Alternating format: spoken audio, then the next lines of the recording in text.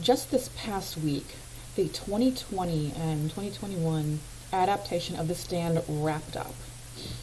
And I will say this, if it didn't have its moments, I wouldn't have watched it all the way through. I was very excited for this one.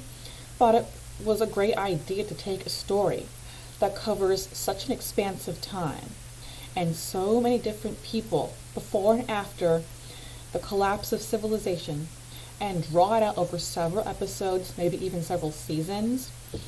And the timing for it, while we are at the very height, hopefully now, with the COVID pandemic, was pretty perfect.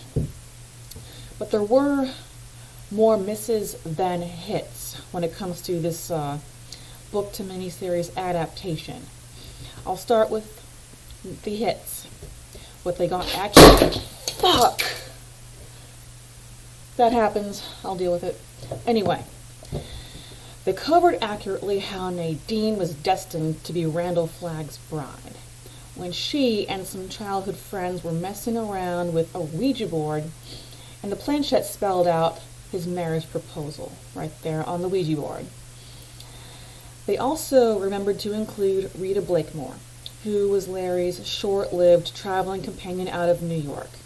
In the 94 miniseries, they just amalgamated that character with Nadine Cross. The way they introduced Dana as well is the same in the book. Stu, Franny, and Harold happened upon this psychopath who kept her as like a torturer sex slave, and they freed her from him. They also accurately captured the effects of the Captain Trips plague, complete with grotesquely swollen glands described as the thickness and color of inner tubes, and their throats and noses constantly dripping mucus and snot. They also accurately cover, it's like too important to leave out, the way the trash can man presses on through the throes of radiation poisoning to deliver the nuke. The misses, and there are a lot of them. Now, for starters, no one who hasn't read the book or seen the 94 miniseries will understand what's going on. It jumps back and forth, frame to frame, between the days just before the full fall of the full collapse of civilization, to the regrowing of civilization between the Colorado Free Zone and New Vegas. Speaking of New Vegas, in the book and 94 show, New Vegas is just another up-and-coming society, complete with an economy and a city council that just happens to be run by the evil guy. In this latest adaptation, New Vegas is Sodom and Gomorrah, complete with sex, drugs, and a gladiator arena. They also fail to cover the dreams the survivors have of Mother Abigail and Randall Flagg, which was the entire reason for them all coming together where and when they did. There are a few in there to, just include them, but not enough to create the idea that there's a consistency here. They also completely skip over Stu's final stand at the almost very end. His leg is broken, he's got the flu, and he's all alone. But he makes a full recovery under the care of Tom Cullen when he finds him. Now, there are several hits and misses with the characters, which are, they make up the story, not just the plague. Anyway, as you can see from the 1994 movie cover, The Stand is pretty much the Stu and Franny show. Stu was the first one to come in contact with the Captain Trips plague as the guy who escaped the military base crashed into his gas station. He was the first person to hold him and hear his last words. And he was also determined to be the only one immune to Captain Trips. And he ended up having to escape the CDC and kill or be killed.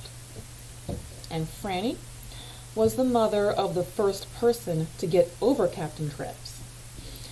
In this miniseries, Stu and Franny get treated almost like secondary characters to Harold Lauder, and we seem to only view them primarily through the lens of his obsession with Franny and resentment of Stu. Speaking of Harold Lauder, he's a much darker character in this miniseries. He's unlikable in the book. He's kind of pitiable in 1994. I mean, the going thing is that he's a social loser, and he's well aware of it and doesn't seem to do anything about it except lash out at other people.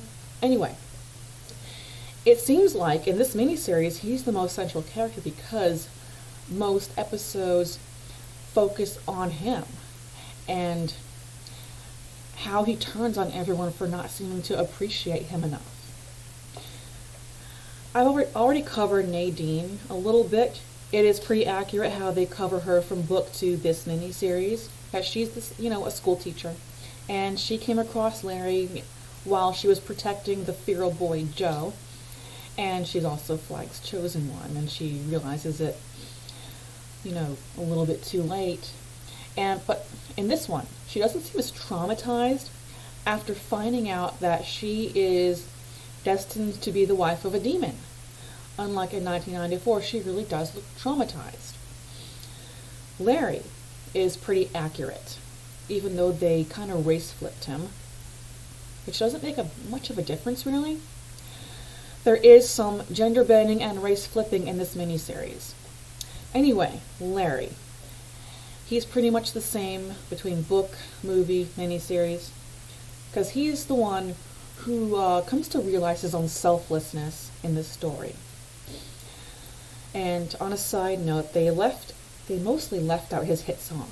In 1994, it seemed like people survived with his song stuck in their head, and they were all singing it as they went about their business. Glenn Bateman is pretty much same guy, book, movie, miniseries. We barely get to know Nick Andros, the deaf and mute fella. And after just a few episodes after his introduction, he's killed. And then there's Tom Cullen. While he still has his laws yes in agreement and laws no in disapproval and MOON spells everything, he also frequently spits out this institutionally fabricated disclaimer, including his name, age, where he's from, and that he's described as handy-capable. Ralph Brentner has been gender bent into Ray Brentner, and her role is a little too small and infrequent to really know who this is. Mother Abigail's role is also too small and infrequent, and they take away her home in Nebraska and put her straight to Colorado. Randall Flagg, pretty accurate between book, miniseries as the demon and the evil guy. And I was very excited about, before I saw this miniseries, I looked it up on IMDb because I'd read about it. I liked the choice of who played him. Can't go wrong with Vampire Eric and older brother of the most recent Pennywise. Lloyd Henry, the same dumbass follower and classic example of how if you don't stand for something, you will fall for anything. He's portrayed more as the loyal right hand and city council leader in 1994. In 2020, he's Pimp Daddy Henry, and he's kind of ridiculous. Julie Laurie is exponentially more noxious and annoying this time around and kind of reminds me of Baby Firefly in House of a Thousand Corpses. I found it quite satisfying when she got lightning bolted in half at the very end. Now, the self-proclaimed Rat Man was gender bent and race flipped into a goth girl New Vegas MC who you wouldn't know was the Rat Woman unless you either had the subtitles on or you looked this up on IMDb. Last but not least, the Trash Can Man. And I was very excited to see who they picked to play him. Same actor who pulled off the junior sociopath from We Need to Talk About Kevin played this batshit crazy firebug, the Trash Can Man. And he did very well. It kind of looks to me like he drew inspiration for the Trash Can Man from Renfield from Bram Stoker's Dracula, because he's kind of marginally coherent and still singularly focused on his dedication to Flag and setting fires and shit. I don't agree with his costume, though. Where are his clothes? He kind of looks like Tarzan's loony cousin. Alright, the final miss. At the end of the book, when Stu and Franny are back together and the baby has gotten over the flu, Franny is kind of courting the idea of visiting Maine. She says she's homesick. In this miniseries, they go ahead and carry it out. They go to Maine. And while they are on the road, they stop for the night at a farm in Nebraska, surrounded by corn. Look familiar? Anyway,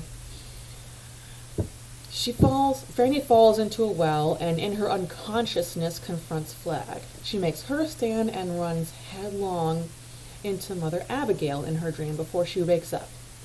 Then there's Stu being directed by a little girl who we can only assume is either Mother Abigail's spirit or reincarnation, who's not only walking him through winching her out of the well, but she also faith heals Franny's hip fracture and leg fracture like John Coffey in The Green Mile.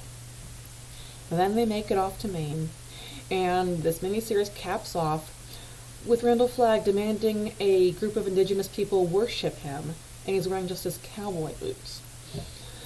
Okay, so, like the end of the world, The Stand ended with not a bang but a whimper. I'm sorry to say.